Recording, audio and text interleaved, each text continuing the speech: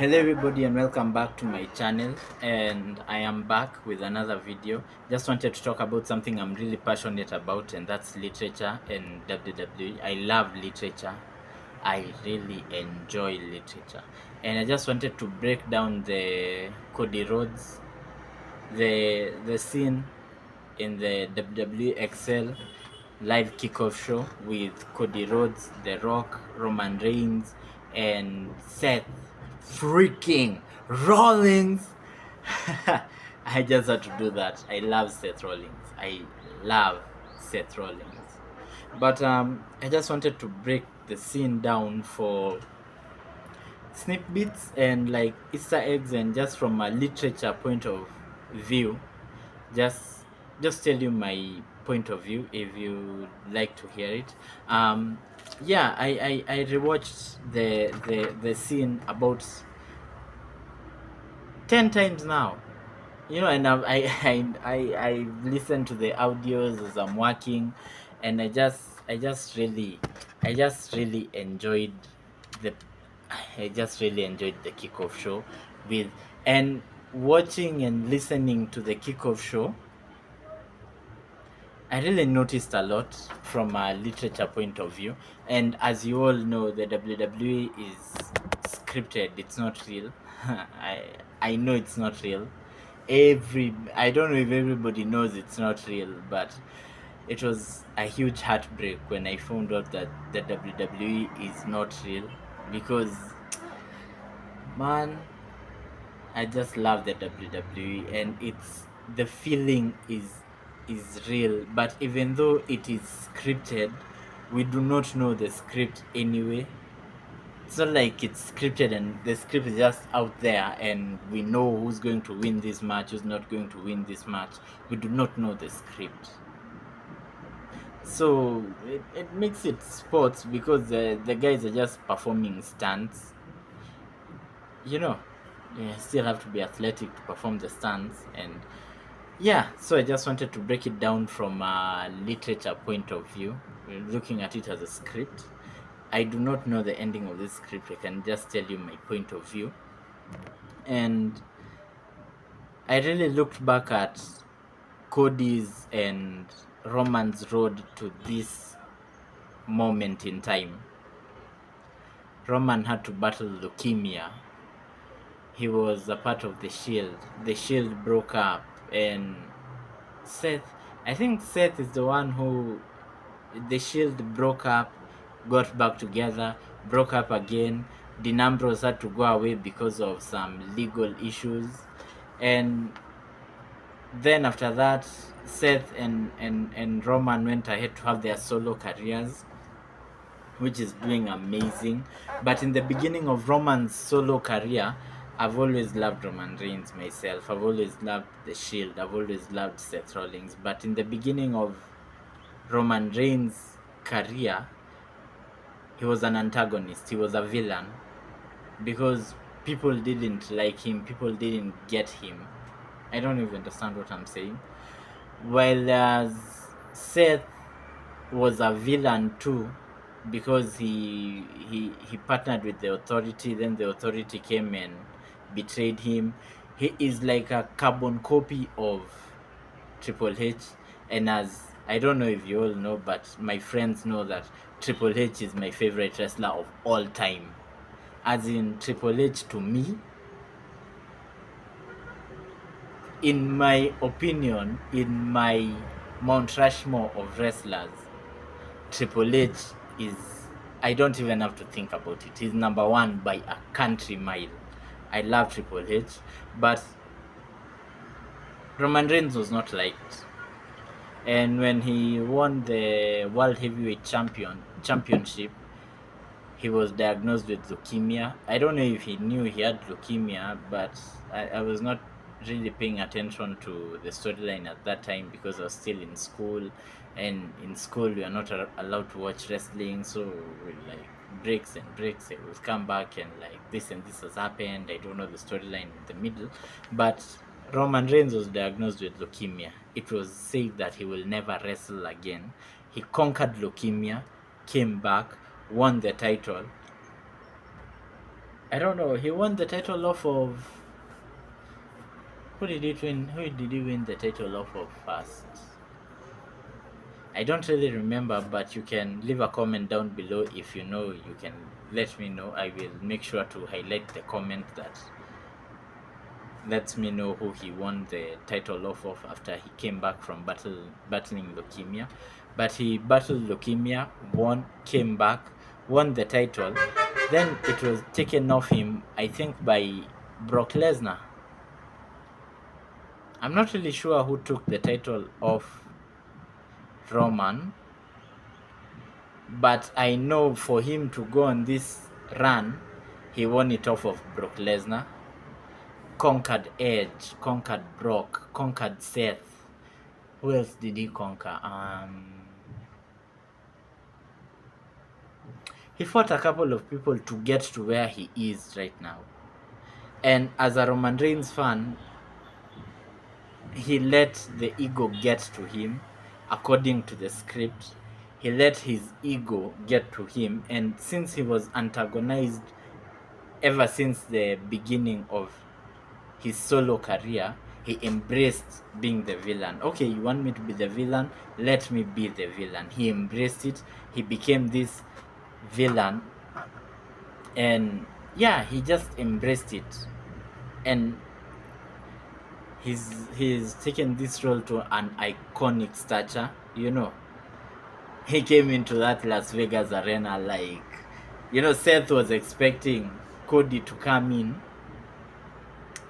but instead it was Roman. And like the music, okay, I told you I love literature, and according to literature, there are music is a form of intimidation. And when you listen to his music is not of, if I compare Seth's music, it's more of him being acknowledged by his fans. I don't even understand what I'm saying. It's like the fans know my song, and every time he's in the ring, he sings his own praises. I am the visionary, I am the architect, I am your world heavyweight champion, Seth freaking Rollins. I hope, man,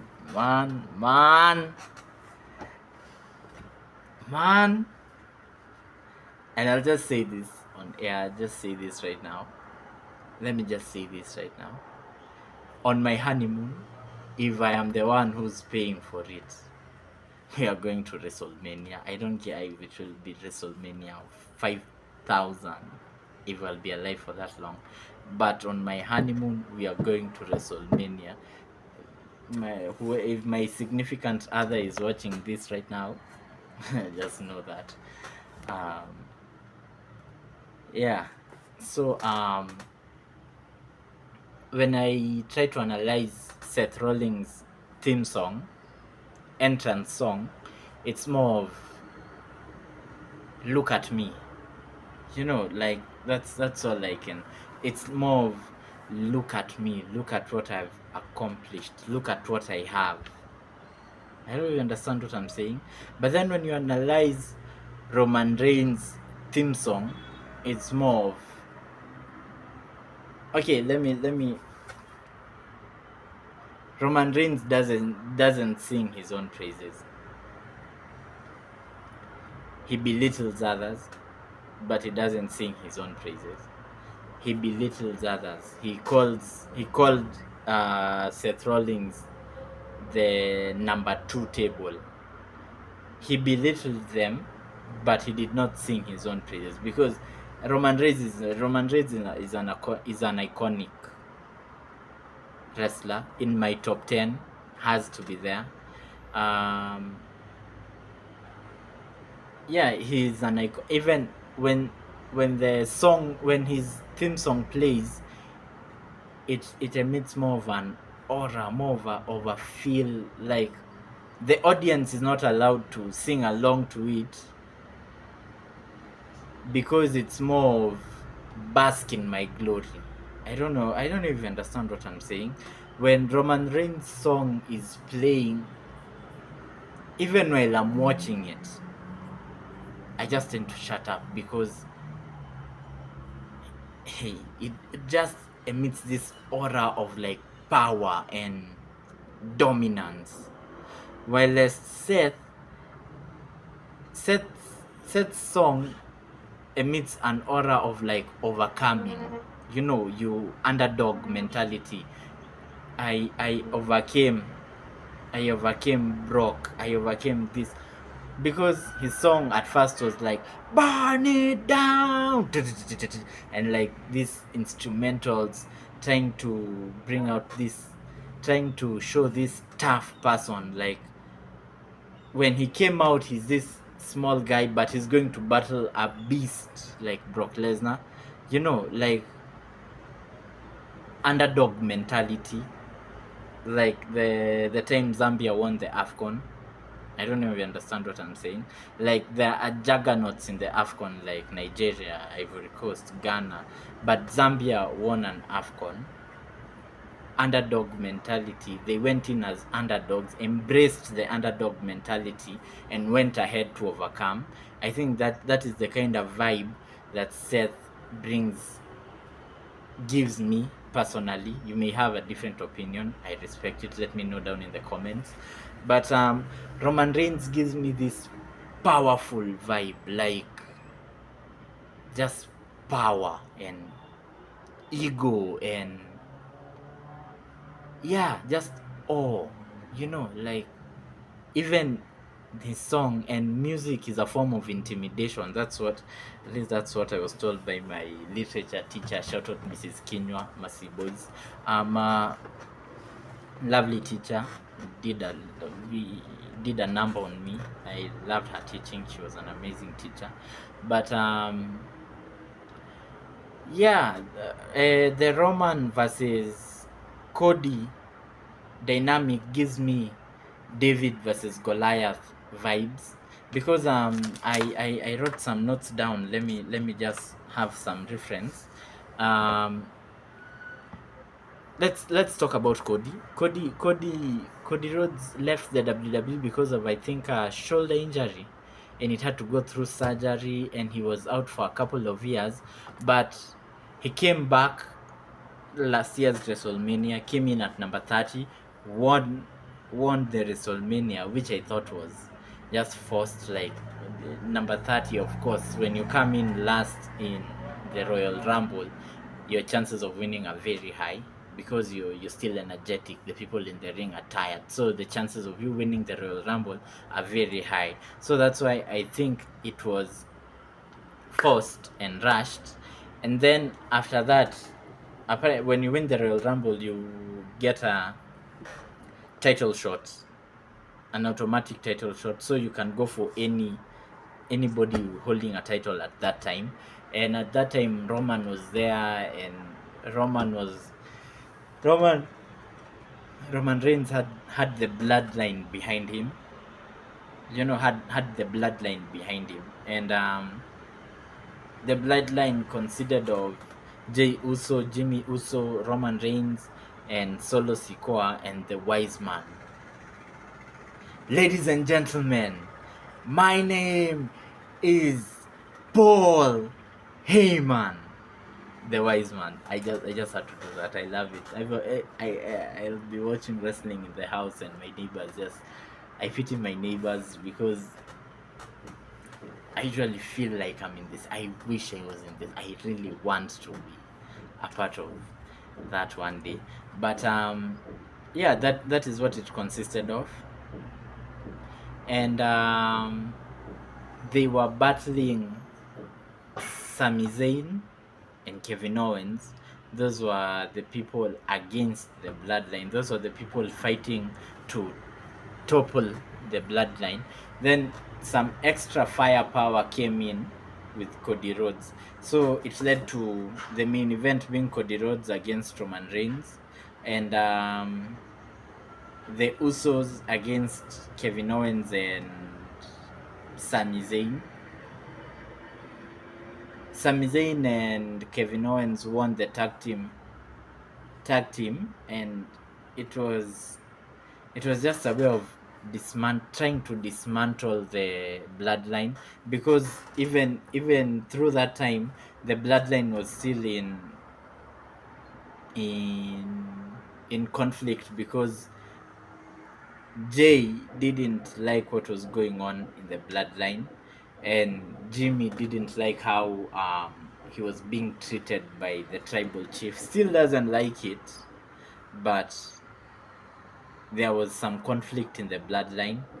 But then it was strengthened by Solo Sikoa, who followed the tribal chief's commands with an that guy Solo Sikoa can go ahead to be. He gives me Umaga vibes. I don't know if you all remember Umaga. I loved Umaga. Growing up, he was one of my favorite wrestlers. I loved Umaga. But there was an element of conflict inside the bloodline, and they were being fought outside.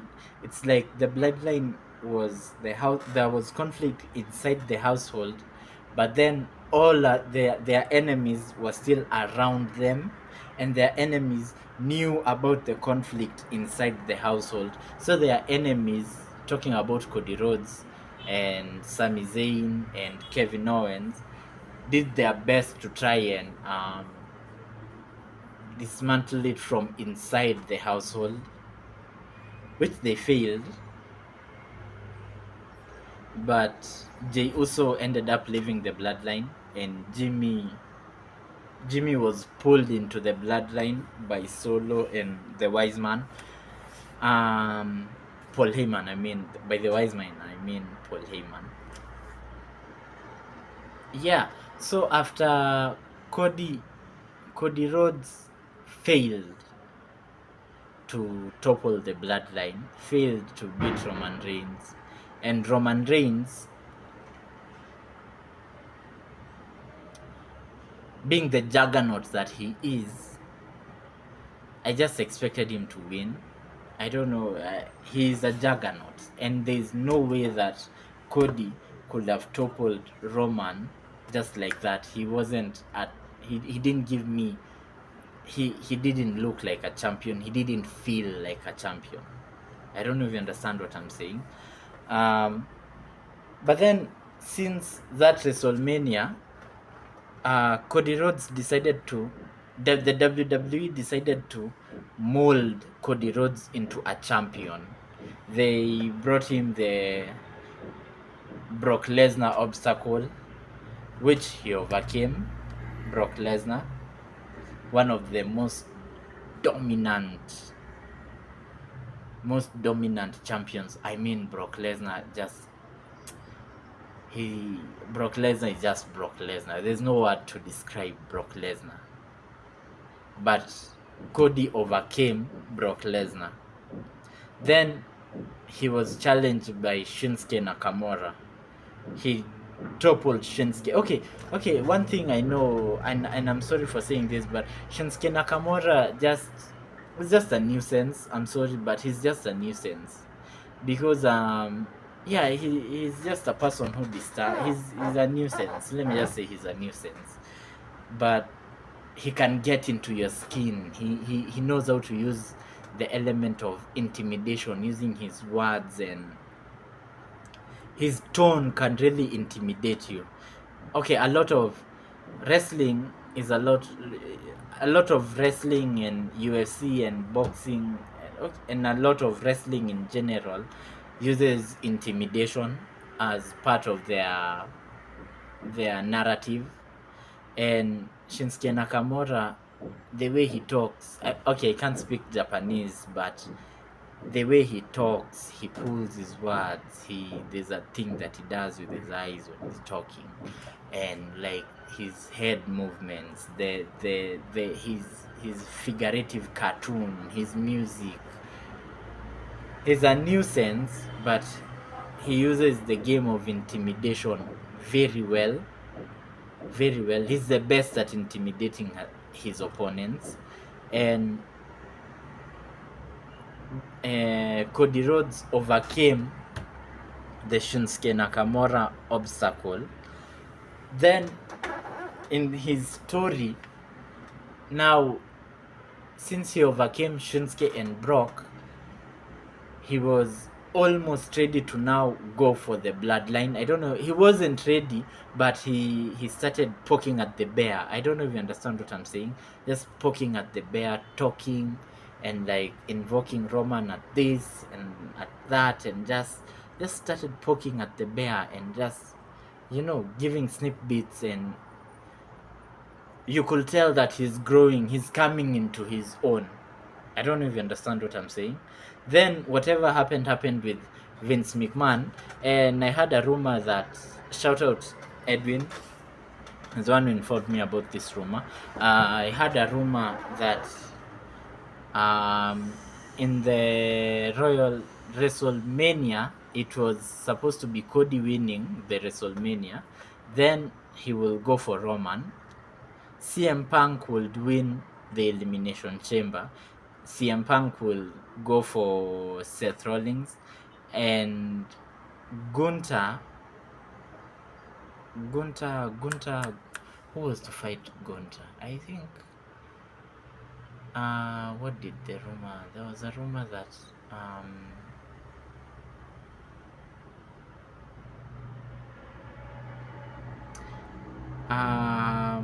I don't really remember, but there was someone who was to go for Gunter, and The Rock will just make an appearance.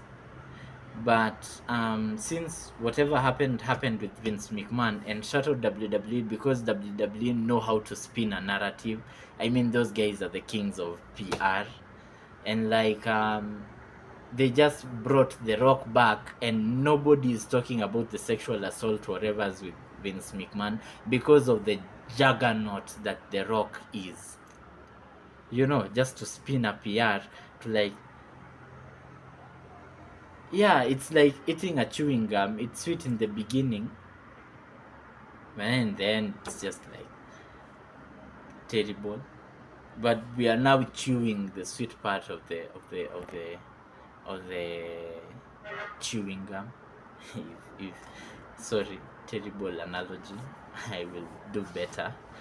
But yeah, fighting Brock and fighting Shinsuke Nakamura was foreshadowing whatever Roman is, because Roman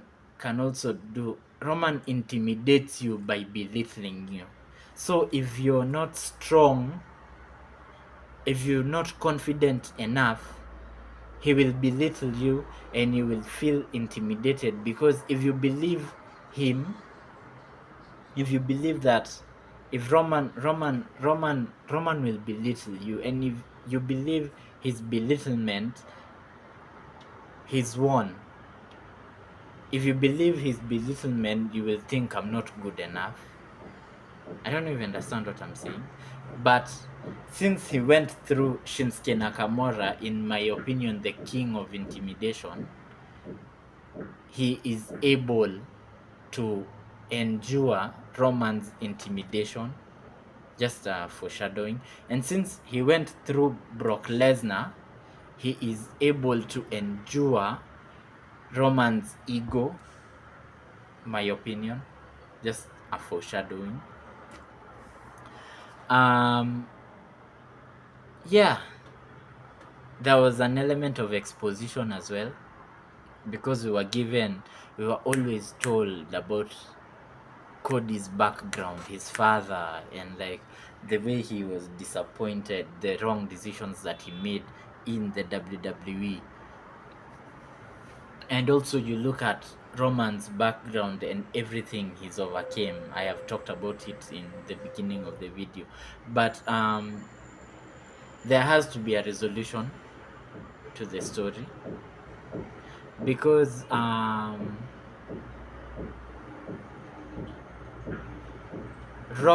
the conflict between Rock and Roman, the background behind it is the head of the table, who has to, it's a family dynamic, and it's a respectful match. You remember when when Ric Flair was fighting one of my absolute favorite wrestlers of all time. I got the key. You know I'm sexy. Shawn Michaels. And before Shawn Michaels did the switch in music, the camera panned into him, and he told his icon, his idol, he just said, "I'm sorry," and did a switch in music, lights out, pinned him, and contractually, Ric Flair had to retire from professional wrestling if he lost that match. Um, where was I going with that? I'm sorry, I digress. But that conflict was resolved that way. And like the Rock and Roman's conflict is about, they respect each other as professionals, they respect each other as family members. It's just a battle for the head of the table, the actual head of the table. And if Roman loses, he won't lose any respect for Rock. And even if Rock loses, he won't lose any respect for Roman as long as he lost in a fair way. That is the resolution of that. And the resolution of Roman and Cody, Roman is an obstacle in Cody's road to finishing his story, because I don't think Cody winning, taking the title off of Roman is a way of finishing. Because what do you want to tell me? He'll just win the title and retire? That's not possible. It's just an obstacle in the story, just like Brock was an obstacle, Shinsuke was an obstacle, and now the biggest obstacle is, Roman. And once he topples that obstacle, another obstacle will come in. He's just a road. Roman is a path to finishing Cody's story. I don't know if you understand what I'm saying. But then Cody is also a part of Roman's story, because I think Roman has faced bigger threats compared to Cody, because Brock was a bigger threat, and Bobby Lashley was a bigger threat, Edge was a bigger threat, Seth was a bigger threat. But then it's like David and Goliath. But then this time we know the backstory to Goliath, because in the Bible we are not told the backstory of Goliath. We're just told the backstory of the Palestinians in general. But then this time we're given a backstory to Goliath, who's Roman, who has had a David upcoming, as in leukemia was a Goliath to Roman at one time, but he overcame his Goliath and became the Goliath. I don't know if you understand what I'm saying. And now, in Cody's perspective, Roman is a Goliath that he's supposed to topple over for him to advance to his next stage in life. That's just my thinking. That was just a breakdown. Roman and Dwayne Johnson are a Goliath to Cody, who's the David in this story. Because if you all know, TKO is a group formed by is a group that is a merger between WWE and Zuffa, the parent company of UFC. So UFC and WWE were merged, and Dwayne "The Rock" Johnson is on the board of TKO. So, and he's a mega star, as in, yeah, that's just it. I think I've talked a lot, and make sure you subscribe to my channel. This was just a take on literature. I love literature.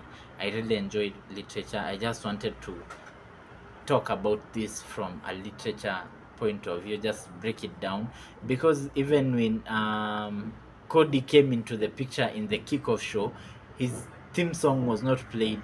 But then when, I don't know if you all noticed, when Roman came in, his theme song was played. When The Rock came in, his theme song was played. He was allowed a chance to just talk. But then Cody just came out like a normal person. Not like this mega star that Roman and Rock is. He just came out, hey, as an ordinary guy, someone, a person like myself can relate to, even though I love Roman and I really want Roman to beat Cody. But I can relate to that situation because I've had Goliaths in my life that I had to topple over. And the Goliaths just keep coming and coming in. And it's the cycle of life. You have to overcome some things for you to be worthy to have other things. That's just my take on it. Make sure you like the video and subscribe. If you enjoy this kind of content, you can share it with your friends, share it with your Facebook friends. Let's grow as a community. And the more I grow, the more I'll have better sources, the more I'll be able to have a interviewing platform on my channel. Hey, we're just growing together as a community, as a fun channel. Make sure you like and subscribe, and I will see you all on Monday. Yeah, reacting to the game week and Friday night SmackDown. And peace. Enjoy your weekend.